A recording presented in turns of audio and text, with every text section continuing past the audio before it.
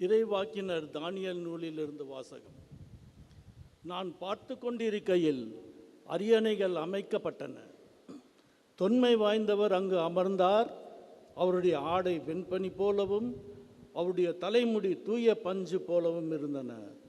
அவருடைய அரியணை தீக்கொழுந்துகளாயும் அதன் சக்கரங்கள் நெருப்பாயும் இருந்தன.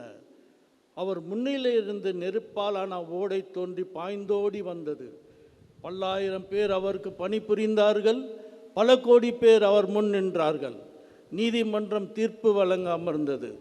நூல்கள் திறந்து வைக்கப்பட்டன. இரவில் நான் கண்ட காட்சியாவது, வானத்தின் மேகங்கள் மீது மானிட மகனைப் போன்ற ஒருவர் தோன்றினார். இதோ தொன்மை வாய்ந்தவர் அவர் அருகில் வந்தார். அவர் திருமுன் கொண்டு வரப்பட்டார். ஆட்சியுரிமையும் ஆட்சியும் அரசும் அவருக்கு கொடுக்கப்பட்டன. எல்லா இனத்தாரும் நாட்டினரும் மொழியினரும் அவரை வழிபட வேண்டும்.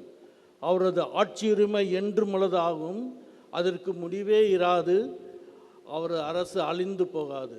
ஆண்டவரின் அருள் வாக்கு.